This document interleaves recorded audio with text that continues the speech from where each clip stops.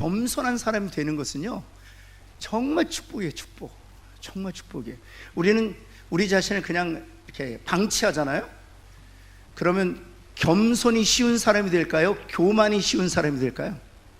참 신기해요. 우리가 그렇게 고장이 나 있는 거예요. 우리를 그대로 방치하면 교만한 사람 되는 게 더 쉬워요. 애쓰고 수고하고 또 마음 먹고 힘들어야만 겸손한 사람이 그냥 간신히 될 수 있는 거죠. 근데 겸손할 때 하나님께 주시는 우리에게 유익이 있는 것이죠. 우리가 지난주에 겸손이라는 것은 비우고 낮추고 죽는 것이라고 했습니다. 옆에 있는 분에게 비우고 낮추고 죽는 것이 겸손입니다. 뭐랄까요? 좀 잘 비우실 수 있었으면 좋겠고요. 또 낮출 수 있는데 성공하실 수 있기를 바라고, 더 나가서 죽는데 헌신하는 저와 여러분 되길 간절히 소원합니다. 그리고 겸손의 목표는 한 마음을 품는 것이라고 말씀드렸습니다. 남편과 아내가 겸손할 때 한 마음을 가지게 돼요. 남편과 아내가 교만하잖아요. 두 마음이 됩니다. 근데 겸손하면 한 마음이 돼요. 성도와 성도가 겸손하잖아요. 한 마음이 돼요. 그래서 겸손할 때 한 마음을 가지게 되는, 우리 가정이 왜 이렇게 마음이 나뉘어져 있나 보면 교만하기 때문이에요. 저도 제 아내하고 운전할 때 보면 제가 참 교만해요. 아내가 분명히 오른쪽이라고 하면 제가 왼쪽이야. 근데 결국엔 어디예요? 그런데도 굽히지 않습니다. 돌아가는 길이 있어. 결코 굽히지 않습니다. 겸손한 마음을 가지면 오른쪽이야. 그럼 네, 맞습니다. 오른쪽으로 가도록 하겠습니다. 한 마음이 되잖아요. 그렇죠? 근데 오른쪽이 아니에요. 아내가 틀렸어요. 그럼 어떻게 될까요? 네, 겸손한 마음을 가지면 한 마음을 가지게 되어 있습니다. 우리 교회도 마찬가지예요. 우리 교회가 마음이 나뉘어지는 이유는 우리가 교만한 마음 품기 때문에 마음이 나뉘어지는 거예요. 저는 우리 교회가 다 겸손한 사람이 되어서 한 마음 갖게 되기를 예수 그리스도는 다시 한번 축원합니다. 여러분 또한 이 겸손의 목표는 나보다 남을 존귀하게 여기는 거예요. 나보다 남을 높이 여기는 것입니다. 옆에 있는 분에게, 이게 사실은 뭐 그렇게 효력은 없지만 한번 하죠. 당신이 나보다 낫습니다. 한번 할까요? 훨씬 낫습니다. 한번 할까요? 예. 여러분, 그런데 그의 생각이 나보다 낫다고 인정해 주는 거예요. 그의 의견이 나보다 낫다고 존중해 주는 거예요. 그의 삶의 태도와 자세가 나보다 낫다고 인정해 주는 것입니다. 이것이 바로 나보다 남을 존귀하게 여기는 것이죠. 이 겸손의 목표입니다. 내가 나를 비우고 나를 낮추고 나를 죽이면 그게 가능한 것입니다. 여러분뿐만 아니라 더 나가서 사실 겸손하게 하시는 이유는 다른 사람의 일을 돌보기 하기 위함입니다. 교만한 사람은 다른 사람의 일에 관심이 없어요. 갑질하는 일에 급급해서 다른 사람이 어떻게 되든 마음에 두지 않습니다. 그런데 겸손의 최종적인 목표는 다른 사람의 일을 돌보는 것입니다. 한번 주님 보시겠어요? 자기를 비우시고 낮추시고 죽기까지 복종하심으로 주님께서 하셨던 것은 무엇이었습니까? 우리들을 돌보시는 것이었습니다. 우리들의 생명을 구원하고 우리를 하나님의 자녀 되게 하시는 것입니다. 금생과 내생에 하나님께 주시는 복을 누리게 하시는 것이죠. 그것이 주님이 겸손하셨던 최종적인 목표인 것이죠. 우리가 우리 자신의, 교만한 사람은 자기만 알아요. 자기만 알아요. 근데 겸손한 사람은 다른 사람의 일에 관심을 가지게 되는 거예요. 저는 우리 교회가 그런 교회 되기를 바라고, 또 우리 가정이 그런 가정들 되시기를 예수 그리스도의 이름으로 축원합니다. 그리고 겸손의 결과는 무엇입니까? 높이시는 거예요. 옆에 있는 분에게, 겸손하면 하나님이 당신을 높이십니다. 한번 할까요? 교만의 목표는 무엇입니까? 교만의 목표도 높아지는 것입니다. 근데 교만의 목표는 내 스스로 높아지려고 하는 것이죠. 그러나 그것은 망하는 길이에요. 그래서 교만이 패망의 선봉이다 라고 얘기하는 것입니다. 겸손은 존귀의 앞잡이다. 왜냐하면 하나님께서 겸손한 자를 존귀케 하시기 때문에 그렇습니다. 여러분, 이와 같이 겸손은 우리에게 참 유익이, 우리 가정에게 유익 가져다 주고 공동체의 유익을 가져다 줍니다. 근데 이 겸손이 가능하냐 하는 거예요. 겸손이 가능하냐? 가능하다 하는 거예요. 옆에 있는 분에게 가능합니다 뭐랄까요? 가능합니다. 겸손은 가능합니다. 1번 한번 볼까요? 우리가 겸손의 마음을 품는 것은 가능한 일이다 하는 것입니다. 두 가지가 있는데 그것은 하나님의 뜻이에요. 우리가 겸손한 사람이 되는 것은 하나님의 뜻이기 때문이에요. 두 번째는 하나님께서 그 뜻을 이루시기 위하여 그 겸손의 사람이 되는 것을 우리에게 맡기신 것이 아니라 하나님이 친히 우리로 하여금 겸손의 사람이 되게 하시기 때문이라는, 하나님의 뜻이요 친히 하나님께서 그 일을 위하여 행하시기 때문에 그렇다는 것입니다. 첫 번째 한번 볼까요? 그것이 하나님의 뜻이기 때문에 우리가 겸손한 사람이 되는 것 하나님의 뜻인 거예요. 여러분, 빌립보서 2장 13절 말씀 볼까요? 우리가 읽었던 본문인데요, 너희 안에서 행하시는 이는 하나님이시니 이는 자기의 무엇을 위하여 일하시는 것이라고요? 기쁘신 뜻을 위하여 우리로 하여금 겸손한 사람이 되게 하신다는 것입니다. 하나님께서는 뜻을 정하셨는데 우리가 겸손한 사람이 되는 거예요. 그것이 바로 하나님의 뜻. 하나님의 뜻은 반드시 이루어집니다. 따라서 하나님이 뜻을 정하셨기에 하나님이 그 뜻을 반드시 이루시고 성취하실 줄을 믿습니다. 여러분, 그래서 빌립보서 1장 6절 말씀도 동일한 내용이에요. 같이 한번 읽겠습니다. 시작. 너희 안에서 착한 일을 시작하시니까 그리스도 예수의 날까지 이루실 줄을 우리는 확신하여. 하나님은 쉬지 않으신다. 우리가 겸손한 사람이 되게 하기 위하여 하나님은 쉬지 않고 일하신다. 우리 안에서 일하신다는 것입니다. 여러분, 그래서 이렇게 보면 미가서 6장 8절을 보면 하나님께서 미가 선지자를 통해서 이렇게 말씀하세요.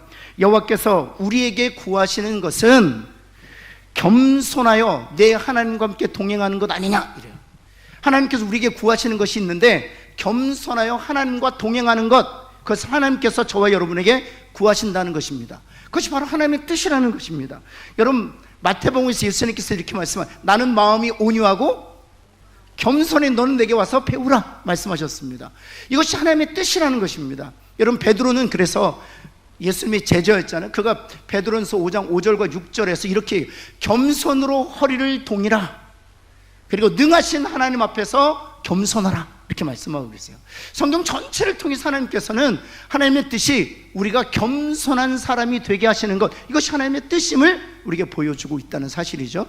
여러분, 그래서 겸손의 정도가 있어요. 1에서 10이라고 하면 여러분 한 스스로 여러분이 판단할 때 한 몇 정도 되세요? 한번 옆에 있는 분에게 한번 또 10 그러면 또 교만할까 봐 그렇지 않습니다. 이건 사실을 우리가 인지하는 것이니까 1에서 10이면 여러분 한번 생각해 보세요. 겸손의 지수가 가장 낮은 건 1, 가장 높은 건 10이에요. 10이라고 하면 교만하다고 하지 않을 테니까 한번 여러분 스스로 한번 생각해요. 나는 한 몇 정도 될까? 한번 여러분 마음에 한번 생각해 보세요. 지금 나의 신앙적 자세를 볼 때 겸손의 지수가 몇 정도 되겠다. 한번 여러분 스스로 한번 측정해 보세요. 네, 숫자가 나왔나요? 그리고 나서 이제 그 다음에요. 20년 전 나의 겸손의 지수를 한번 생각해 보세요. 예, 그러면 차이가 있습니다 하는 사람은 고개를 한번 끄덕여 보시겠어요? 예, 옆에 있는 분 한번 칭찬해 드립시다. 많이 겸손해지셨어요. 뭐랄까요? 많이 겸손해졌다니까요. 지금 우리가 우리의 모습을 보니까 여전히 교만한 것처럼 보이는 것이지, 예전에 나의 모습을 견줘보면 정말 많이 겸손해졌어요. 한번 옆에 있는 분에게 저 정말 많이 겸손해졌어요 한번 할까요? 정말 제가 저를 봐도 정말 겸손해졌어요. 저 깜짝 놀랐죠. 그때 교만했을 때 비디오를 하나 찍어 놓을 걸 그랬어요. 내가 얼마나 아마 그때 저의 모습을 보면 지금의 어떤 신앙적 자세로 보면 깜짝 놀랄 것 같아요. 내가 저렇게 못됐어? 저렇게 교만했어? 보기 싫어. 아마 그럴 것 같아요. 많이 겸손해졌어요. 제가 늘 농담 삼아 하는 거지만 저와 여러분이 지금 만난 게 하나님의 은혜입니다. 저와 여러분이 지금 만난 게 하나님의 은혜입니다. 네. 여러분, 하나님의 뜻이기 때문에 하나님께서 이루시고 계시다는 사실이에요. 쉬지 않고 하나님께서는 일하고 계시다는. 빌립보서 1장 6절 다시 한번 볼까요? 여기에 우리 희망이 있어요. 빌립보서 1장 6절 말씀 다시 한번 보여주시겠습니까? 1번의 두 번째인데요, 빌립보서 1장 6절. 이게 이제 우리에게 주시는 하나님의 약속이에요. 한번 같이 한번 읽을까요? 시작. 너희 안에서 착한 일을 시작하시니까 그리스도의 예수의 날까지 이루실 줄을 우리는, 예, 그렇죠. 여러분, 그리스도 예수의 날은 주님이 오시는 날이에요. 그때는 겸손을 10으로 얻을 거예요. 그때까지 착한 일을 이미 우리 안에서 시작하신 하나님께서 쉬지 않고 일하신다는 사실이에요. 혹시 여러분 배우자의 교만한 모습 때문에 상처받고 계시는 분들이 계십니까? 아니에요. 하나님께서 십자가의 보혈로 죄 사묻게 하시고 또 그리스도의 부활로 의롭게 하셨다면 반드시 하나님께서 그 안에서 일하고 계시기 때문에 여전히 소망이 있어요. 우리 자녀들 역시 마찬가지, 성도들 역시 마찬가지입니다. 여전히 소망이 있습니다. 하나님께서 지금도 우리 가운데서 일하고 계시고 우리를 겸손의 사람으로 빚어 가시는 줄을 믿습니다. 여러분, 두 번째, 바로 그 얘기를 두 번째 사고 있는데, 그것을 위하여 하나님께서 우리 안에서 일하시기 때문에, 하나님 뜻을 정하셨을 뿐만 아니라 하나님이 친히 우리 안에서 일하신다는 사실입니다. 빌립보서 2장 13절 말씀 한번 볼까요? 노란색으로 하이라이트 한번 읽겠습니다. 시작. 너희 안에서 행하시는 이는 누구시라고요?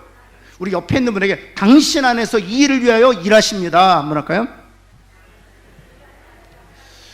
때로는 사람을 통해서 일하시기도 하고요, 때로는 상황을 통해서 일하시기도 해요. 환경을 통해서 일하시기도 합니다. 내가 얼마나 부족한 사람인지를 하나님께서 사람이나 상황을 통해서 깨닫게 하세요. 그래서 저를 낮추시는 것이죠. 여러분, 신명기 우리 8장 12절 말씀을 보면, 예수님께 하나님 8장 2절 말씀을 보면 하나님께서 모세를 통해서 요단강 건너기 전에 이스라엘 백성들이 이렇게 말씀하세요. 왜 하나님께서 너희를 40년간 광야 생활하게 했는지 그것은 너희를 낮추기 위함이다. 너희를 낮추. 하나님께서 계속 일하고 계시다는 사실이에요. 사람을 통해서 낮추시기도 하고요, 상황을 통해서 낮추기도 하세요. 왜냐하면 겸손의 유익이 있기 때문에 그렇습니다. 사랑하는 성도는 지금도 그 하나님은 우리 안에서 일하고 계시고, 또 우리 배우자들, 또 우리 자녀들 안에서, 우리 성도들의 지체들 안에서 일하시는 줄 알고 여전히 소망 가운데 사는 저와 여러분 되기를 예수 그리스도는 축원합니다. 여러분, 두 번째, 그렇다면 하나님께서는 어떻게 구체적으로 우리 안에서 겸손의 마음을 품게 하시는가? 구체적인 방법은 첫 번째 한번 볼까요? 첫 번째 단계는 하나님께서 우리들 안에 소원을 두시는 것으로 시작한다는, 소원을, 겸손하고 싶다, 이 소원을 먼저 우리에게 두심으로 시작하신다는 사실입니다. 빌립보서 2장 13절 말씀 볼까요? 너희에게 무엇을 두고? 소원을 두신, 겸손에 대한 소원을 두신다는 것입니다. 여러분, 우리 그리스도인들은요, 교만한 사람들을 보면은요 벌써 딱 이렇게 마음이 힘들어요. 교만한 사람들 보면 왜 저럴까? 여러분, 교만한 사람들 보고 혹시 나도 저 사람처럼 교만해지고 싶다, 혹시 이런 분들 계세요? 나도 저 사람처럼 교만해지고 싶다, 너무 멋있어, 이런 분 계세요? 교만한 사람들 보면 벌써 마음이 힘들죠. 왜 저렇게 교만할까? 전도에서 그렇지 않습니까? 교만한 분들 보면 마음이 힘들어요. 결코 부럽지 않아요. 여러분, 그리고 교만한 사람들 보면요 얼굴이 경직돼 있어요. 근육이 굉장히 경직돼 있어요. 그래서 우리 그리스도인들은 겸손한 사람 보면 반대로 정말 저 사람 닮고 싶다, 나는 아직 교만하지만 저렇게 겸손한 사람 닮고 싶다, 그런 소원이 우리 가운데 있어요. 제가 일전에 잠깐 말씀드렸지만 그 조덕삼 장로님과 이자익 목사님 얘기 좀 드렸잖아요. 금산교회에 있었던 일. 이자익 목사님이 종으로 있었고 조덕삼 장로님이 그 머슴의 주인으로 있었을 때, 두 분이 장로 투표했을 때 잘 하시는 얘기잖아요. 이자익 청년이 종이었던, 머슴살이했던 이자익 청년이 장로가 된 거예요. 그랬을 때 이 조덕삼 장로는 2년간 3년간 집사로서 장로님이 되신, 자신의 집에 머슴으로 있었던 이자익이라는 청년을 잘 섬겼어요. 여러분, 온 교회가 누구를 통해서 은혜를 받았을까요? 이자익 장로님을 통해서 은혜를 받았을까요? 이 주인이었던 조덕산 장로님을 통해서 은혜를 받았을까요? 그렇죠. 조덕산 장로님을 통해서 은혜 받은 거예요. 왜요? 그가 겸손했기 때문이에요. 여러분, 이렇게 겸손한 사람은 우리 그리스도인들에게 겸손한 사람이 되고 싶다는 이런 소원을 발생시켜요. 왜냐하면 하나님께서 우리 모든 그리스도인들에게 겸손을 지향하는 그런 소원을 두셨기 때문이에요. 여러분, 찬송가 463장 여러분 프린트물에 있어요. 여러분, 이 찬양을 보면 그렇죠. 예수 닮기 원합니다. 진심으로 진심으로 예수 닮기 원합니다. 진심으로 진심으로 진심으로 예수 닮기 원합니다. 진심으로. 제가 일전에 잠깐 말씀드렸는데, 제가 부목사로 섬겼을 때 원로 목사님이 제일 좋아하셨던 찬양이에요. 원로 목사님이 제일 좋아하셨던 찬양이 예수 닮기 원합니다. 그런데 제가 목사님 이제 암으로 소천하셨거든요. 그런데 그 장례 예배에 제가 참석했었는데 그 아드님이 그러시더라고요. 아드님이 이제 목사님이 되셨는데 저희 아버님께서 그 암으로 고통받고 계실 때 병상에서 늘 부르셨던 찬양이 바로 이 463장이래요. 그 고통 가운데에서도 예수님 닮기를 원한다는 거예요. 제가 그 교회 부목사가 되었을 때 원로 목사님이신 이원성 목사님께 인사를 드리려고 제 집을 찾았어요. 그때 목사님께서 제게 하신 말씀이 있습니다. 박 목사님, 겸손하십시오. 그리고 겸손은 꾸준한 훈련과 자기 절제를 통해서 가능합니다. 평생 겸손하십시오. 그 얘기를 저에게 들려주셨어요. 그리고 나서 제가 7년 동안 목사님을 뵈니까 정말 겸손하세요. 얼마나 겸손한지 몰라요. 사람들이 그를 높이려고 할 때마다 정말 그게 보여요. 얼마나 하나님 앞에서 자기가 얼마나 죄인인지, 그리고 죄인 중에 괴수인지를 잘 보여줘요. 한 번은 그 안수 집사님들이 담임 목사님도 모시고 또 이제 28년을 섬기셨으니까 원로 목사님을 모셨어요. 그리고 이제 우리 부목사님들을 초청했고요. 그때 원로 목사님 이원성 목사님께서 그 안수 집사님들 앞에서 이런 얘기를 하시더라고요. 이제는 저를 부르지 않으셨으면 좋겠습니다. 저는 이 교회의 목사가 아닙니다. 이제 저는 이 교회의 평신도일 뿐입니다. 저의 담임 목사님은 노창수 목사님이십니다. 제가 얼마나 은혜를 받았는지 몰라요. 그리고 정말 그렇게 사셨어요. 원로 목사라는 타이틀도 그분에겐 그렇게 중요하지 않았어요. 그분은 다시 평신도로 돌아가서 신실하게 새벽 제단을 지키고 신실하게 하나님 앞에서 큰 그리스도인으로 살아가시는 모습을 계속 보여주셨던, 이 모습이 우리들에게 도전이 되었던 것은 무엇 때문입니까? 우리 안에 겸손에 대한 소원을 주셨기 때문이에요. 하나님께서 그와 같은 방식으로 우리를 만들어 가신다는 거죠. 우리 한번 463장 우리 함께 찬양해 볼까요? 예수 닮기 원합니다. 진심으로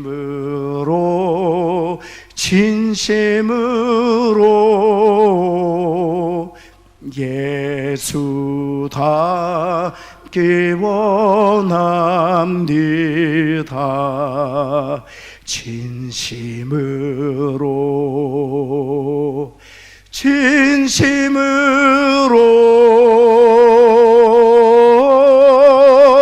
진심으로 예수 닮기 원합니다. 진심으로. 이런 소원을 두고 하나님께서 일하시는 단계, 이게 첫 번째 단계. 두 번째 단계는 무엇인가 하면 우리로 하여금 그 소원을 이루도록 자발적으로 움직이도록 하신다는 것입니다. 빌립보서 2장 13절 말씀 볼까요? 우리 한번 같이 한번 처음부터 한번 읽겠습니다. 시작. 너희 안에서 행하시는 하나님이시니 자기의 기쁘신 뜻을 위하여 너희에게 소원을 두고 자발적으로 행하게 하시나니. 그렇죠. 너희 안에서 하나님 우리 안에서 행하신다는 것입니다. 어떤 방식으로 행하시는가? 자기의 기쁘신 뜻, 우리를 겸손하게 하시는 것이 하나님의 뜻인데, 그 기쁘신 뜻을 위하여 먼저 첫 번째 단계 소원을 두신다는 것입니다. 겸손하고 싶다.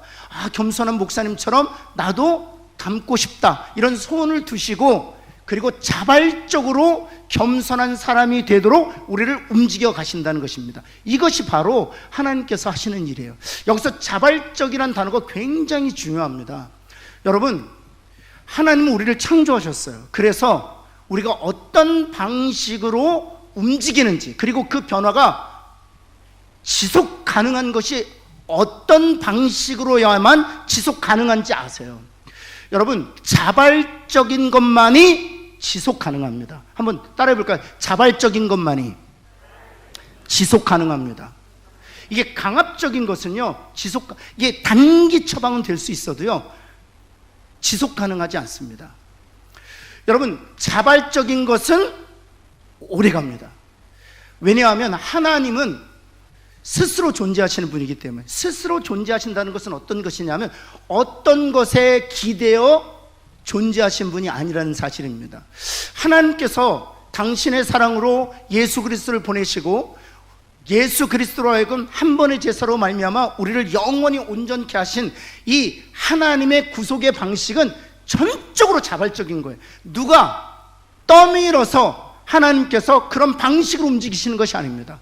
자발적으로 선택하시고 자발적으로 사랑을 가지고, 주님도 자발적으로 자기를 비우시고 낮추시고 죽기까지 복종하셨기에 주님이 흘려주신 그 보혈과 부활하심으로 말미암아 우리에게 주어진 그 영원한 은은 지속 가능한 효력을 가지게 된 것이에요. 여러분, 이것이 하나님이 작동하시는 방식이에요.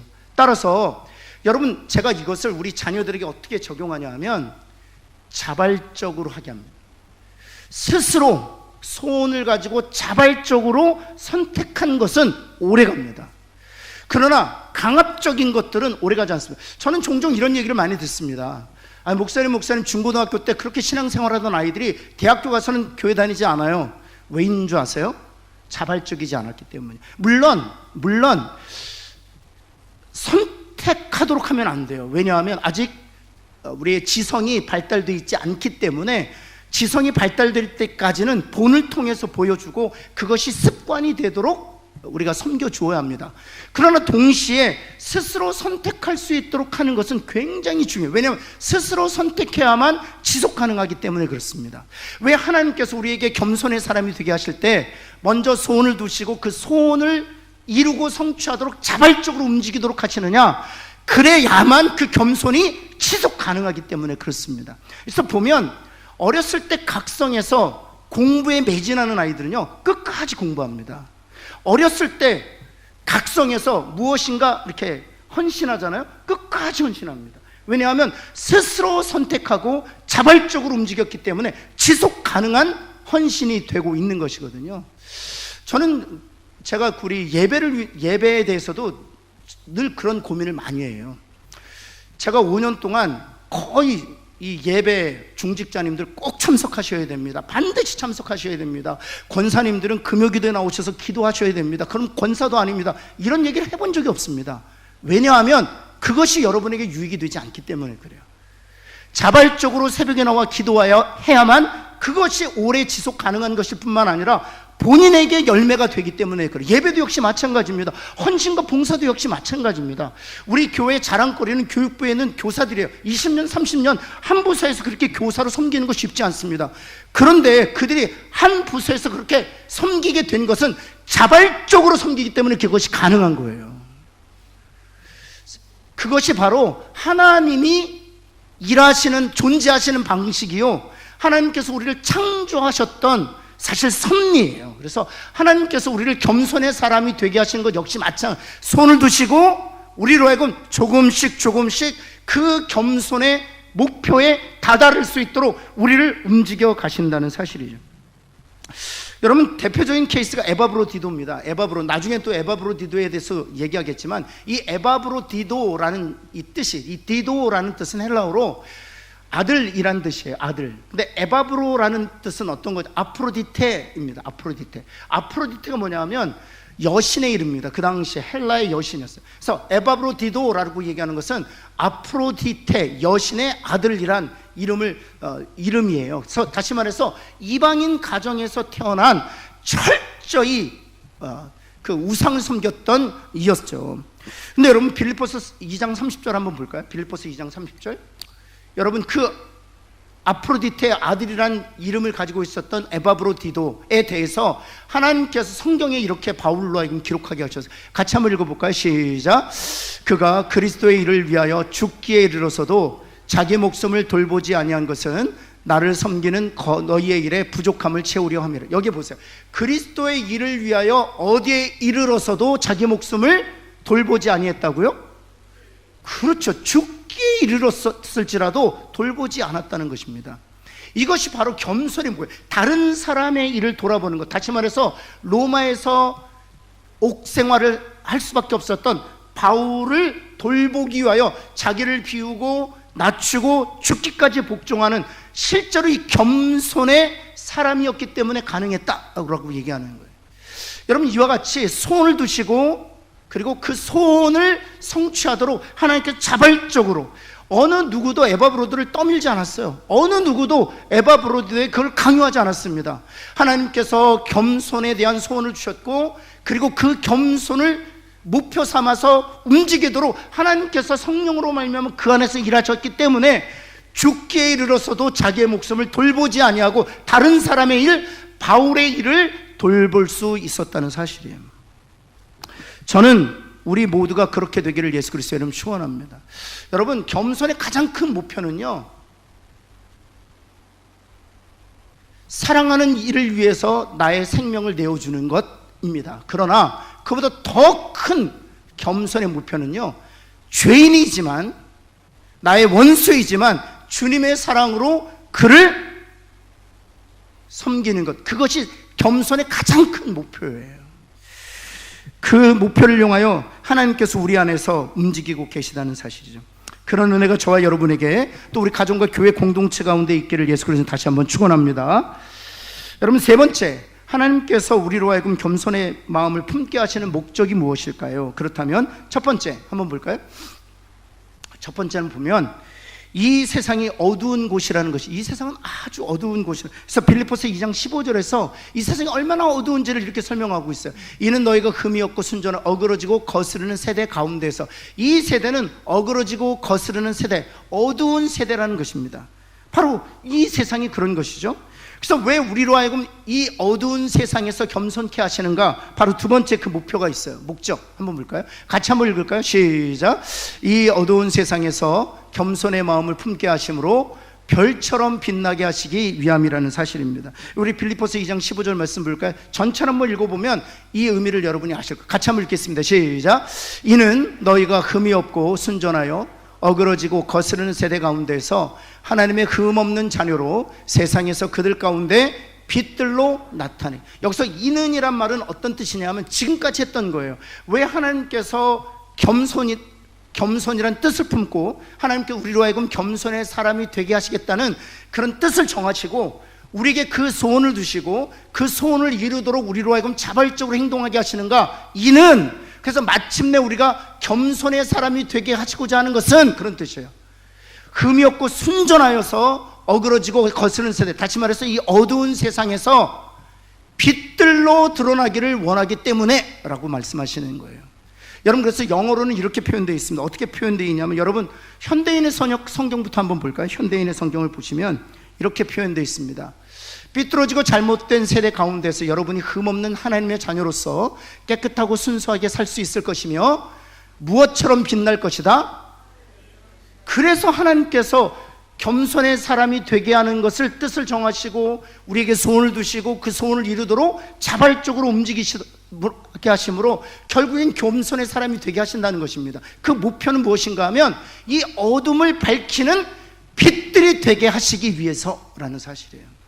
그래서 겸손의 사람이 되게 하시길 원한다는 것입니다. 그래서 영어로 이렇게 되어 있어요. You shine like a star. 이렇게 되어 있어요. You shine like a star. 하나님께서 왜 우리로 하여금 겸손의 사람이 되기를 원하시느냐? 이 어두운 세상에서 밤하늘을 비추는 그런 스타, 별처럼 이 세상을 비추게 하시기 위하여 겸손의 사람이 되게 하신다는, 이것은 다른 말로 얘기하면 겸손의 사람들만이 어둠을 밝히는 별과 같은 사람이다 라고 얘기하는 거예요. 여러분, 여기서 재밌는 것은 은사를 가진 사람이, 믿음이 좋은 사람이 어둠을 밝히는 별이라고 말하고 있지 않아요. 겸손한 사람이 어둠을 밝히는 별과 같은 사람이라고 얘기하는 거예요.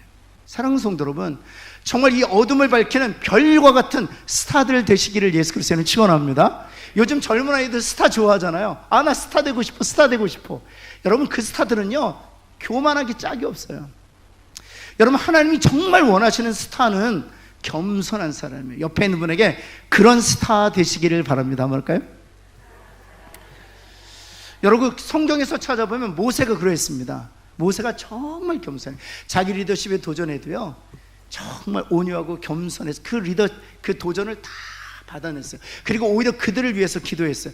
그러했기에 모세를 하나님께서 그 어두운 세상 가운데 스타, 별처럼 빛나게 하셨던 것이죠. 여러분, 다윗 시대 역시 다윗 역시 마찬가지입니다.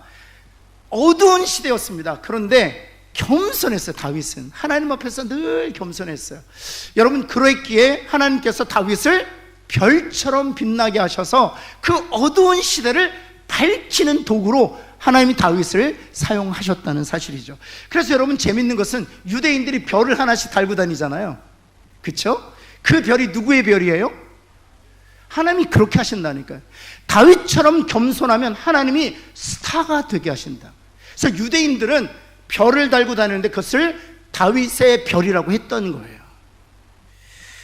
여러분, 뿐만 아니라 제가 예화를 찾아보니까 주기철 목사님과 조만식 장로님 이야기도 있더라고요. 여러분, 주기철 목사님 얘기 아시죠? 조만식 장로님 아시죠? 두 분 나이 차이가 약 25살 정도 나이 차이가 난대요. 그래서 조만식 장로님이 오산학교의 교장이셨을 때 이 주기철 목사님 학생으로 들어온 거예요. 그래서 스승과 제자의 사이였대요. 그런데 주기철 목사님께서 신학교를 졸업하고 이제 목회를 할 때 그 교회 시무 장로님이 바로 이 조만식 장로님이었답니다. 근데 이제 이 주기철 목사님이 이제 목사 안수 받고 전도사 시절이었는데 예배를 지금 인도하고 있는데 조만식 장로님이 누구와 약속 때문에 그 사람 만나는 일 때문에 예배 시간이 좀 늦으셨대요. 한 10분에서 15분 정도 늦으셨대요. 지금은 그런 일 없지만 예전에는요 목사님들 또 불호령을 내렸어요. 그래서 이 주기철 전도사님이 들어오는 그 조만식 장로님을 향해서 조만식 장로님 서서 예배 드리십시오 그랬대요. 지금 제가 그럼 어떻게 될까요? 조만식 장로님 서서 예배 드리십시오 그랬다는 거예요. 그랬대. 조만식 장로님이 서서 끝까지 예배 드렸답니다. 그리고 나서 마지막에 조만식 장로님 이제 기도하십시오 그리 했더니 조만식 장로님 이렇게 기도하셨대요. 제가 읽어드릴게요.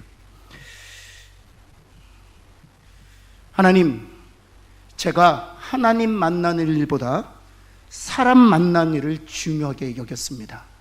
하나님, 저는 하나님 앞에서 죄인입니다.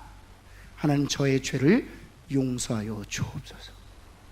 이제는 사람 만나는 일보다 하나님 만나는 일을 우선하는 그리스도인으로 살겠습니다.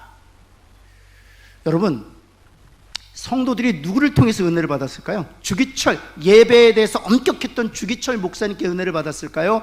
아니면 그 주기철 목사님의 그 엄격한 예배에 대해서 신앙적으로 반응했던 조만식 장로님의 태도의 은혜를 받았을까요? 그렇죠. 그 교회가 생명이 있었던 건 조만식 장로님 때문이었습니다. 예배를 목숨처럼 아꼈던 주기철 목사님 때문이 아니라 조만식 장로님의 하나님 앞에서의 그 겸손함 때문에 교회가 생명을 유지할 수 있었어요. 여러분, 역시 어두운 세상에 별처럼 빛나게 하신 것이죠.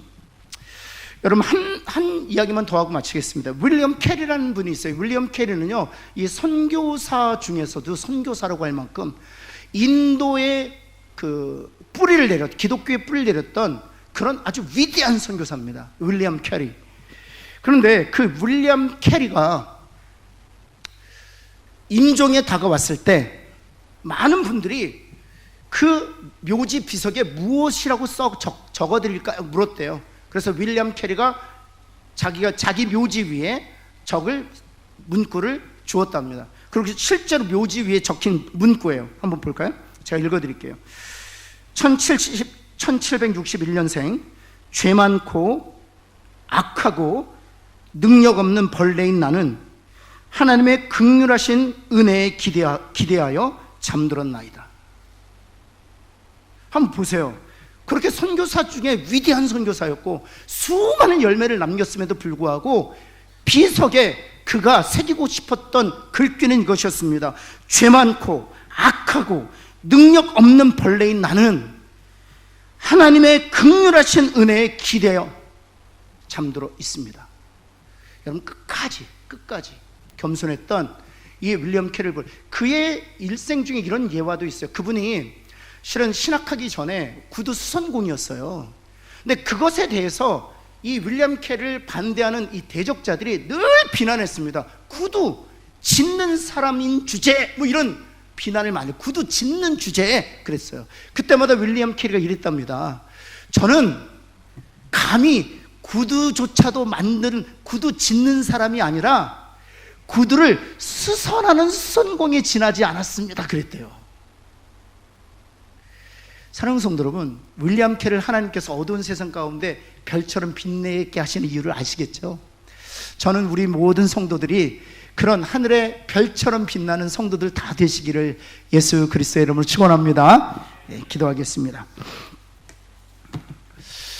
하나님, 주님 앞에 간절히 기도합니다. 우리 사랑하는 성도들을 축복합니다. 가정에서, 일터에서, 교회 공동체에서 자신을 비우고 낮추고 죽기까지 복종한, 그리하여 예수 그리스도를 닮아내는 그런 하나님께서 우리에게 정하신 그 뜻, 그리고 우리에게 소원을 주시고 그 소원을 이루고 성취하도록 우리 안에서 실제로 일하시는 그 하나님의 은혜로 말미암아 결국 겸손한 사람이 되는 은혜를, 또 축복을 누리는 모든 성도들이 되게 하여 주옵소서.